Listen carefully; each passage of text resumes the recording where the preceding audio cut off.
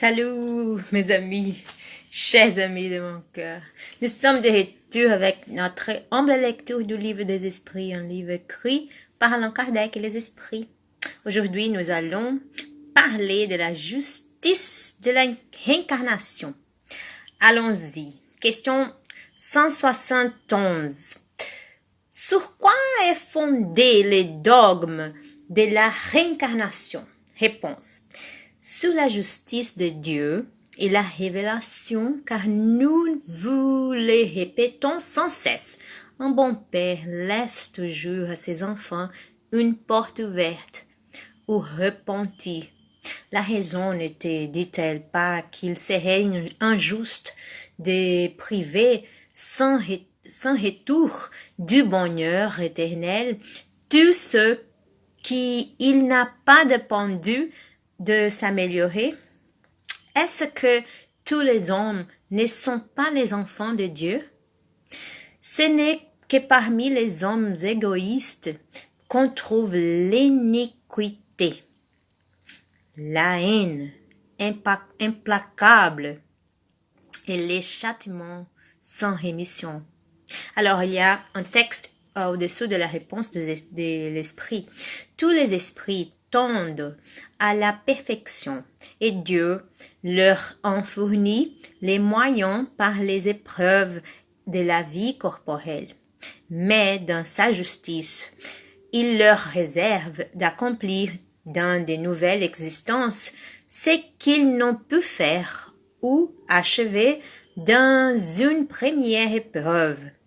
Il ne serait ni selon l'équité, ni selon la bonté de Dieu de frapper à jamais ceux qui ont pu rencontrer des obstacles à leur amélioration en dehors de leur volonté et dans les milieux même où ils se trouvent passés. Si le sort de l'homme était irrévocablement fixé après sa mort, Dieu n'aurait point pesé les actions de tous dans la même balance et ne les aurait point traitées avec impartialité. La doctrine de la réincarnation, c'est-à-dire celle qui consiste à admettre pour l'homme plusieurs existences successives, est la seule qui répondent à l'idée que nous nous faisons de la justice de Dieu à l'égard des hommes placés dans une condition morale inférieure, la seule qui puisse nous expliquer l'avenir et assurer nos espérances, puisqu'elle nous offre les moyens de racheter nos erreurs par de nouvelles épreuves. La raison nous l'indique et les esprits nous l'enseignent. L'homme qui a la conscience de son infériorité puise dans la doctrine de la réincarnation une espérance consolante. S'il croit à la justice de Dieu, il ne peut espérer être pour l'éternité l'égal de ceux qui ont mieux fait que lui.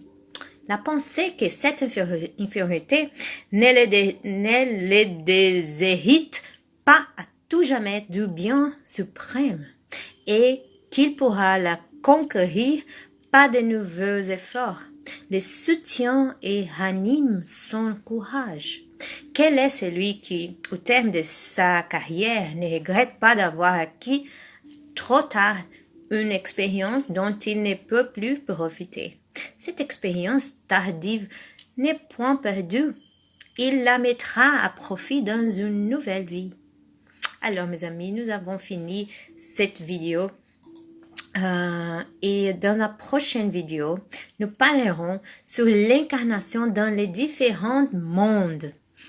Eh bien, nous avons terminé notre lecture pour aujourd'hui. J'espère que vous l'avez apprécié autant que moi. Que Dieu vous bénisse tous. Bisous. Salut.